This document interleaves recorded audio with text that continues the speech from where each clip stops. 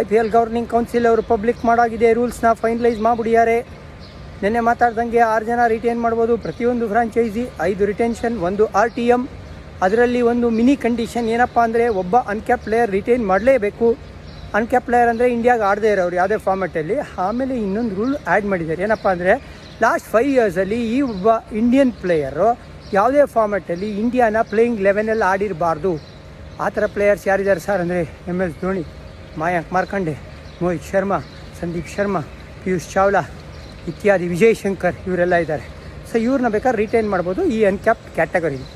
ಅದಾದಮೇಲೆ ಕ್ಲಿಯರ್ ಕಟಾಗಿ ಹೇಳ್ತಾ ಇದ್ದಾರೆ, ಅಣ್ಣ 120 ಕೋಟಿ ಪರ್ಸ್ ಕೊಟ್ಟಿದ್ದೀನಿ, ಅದಲ್ಲದೆ ಇನ್ನೊಂದು 26 ಕೋಟಿ ಆ್ಯಡ್ ಮಾಡ್ತೀನಿ, ಹೇಳಿದ್ನಲ್ಲ ಮ್ಯಾಚ್ ಫೀಸ್ ಕೊಡಬೇಕು ಅಂತ. ಆಮೇಲೆ ನೀವು ಇನ್ಕ್ರಿಮೆಂಟಲ್ ಪೇ ಪರ್ಫಾರ್ಮೆನ್ಸ್ ಲಿಂಕ್ಡ್ ಏನಾರು ಕೊಡಬೇಕು ಅಂದರೆ ಕೊಟ್ಕೊಳ್ಳಿ. ಸೊ ಟೋಟಲಿ 146 crores ಇರುತ್ತೆ ಪ್ಲೇಯರ್ಸ್ ಕೊಡೋಕ್ಕೆ ಪ್ರತಿಯೊಂದು ಫ್ರಾಂಚೈಸಿಗೆ. ಆಮೇಲೆ ಇನ್ನೊಂದು ರೂಲ್ ಏನು ಮಾಡಿದ್ದಾರೆ ಅಂದರೆ ಫಾರಿನರ್ಸು ಎಲ್ಲರೂ ಮೆಗಾ ಆಕ್ಷನಲ್ಲೇ ಹೆಸರು ಕೊಡಬೇಕು.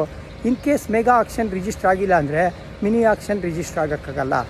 ಇನ್ನೊಂದು ಕಂಡೀಷನ್ ಏನಪ್ಪ ತಂದಿದ್ದಾರೆ ಅಂದರೆ ನೀವು ಆಕ್ಷನ್ಗೆ ಬಂದುಬಿಟ್ಟು ಆಕ್ಷನಲ್ಲಿ ಸೆಲೆಕ್ಟ್ ಆಗಿ ಆಮೇಲೆ ಬರೋದಿಲ್ಲ ಅಂತ ಹೇಳಿದ್ರೆ 2 years ಬ್ಯಾನ್. ಸೊ ಹಾಗಾಗಿ ಎಲ್ಲ ಒಂದು ಫ್ರಾಂಚೈಸಿ ಡಿಮಾಂಡ್ನು ಇಲ್ಲಿ ಫುಲ್ಫಿಲ್ ಮಾಡ್ದಂಗಿದೆ IPL ಗವರ್ನಿಂಗ್ ಕೌನ್ಸಿಲ್ ಅಂತ ನನಗನ್ನಿಸ್ತಾ ಇದೆ. ಈ ಮಾಹಿತಿ ನಿಮ್ಮ ಜೊತೆ ಶೇರ್ ಮಾಡಬೇಕಾಗಿತ್ತು, ಮಾಡೀನಿ. ಇಂತೆ ನಿಮ್ಮ ಜಾನಿ.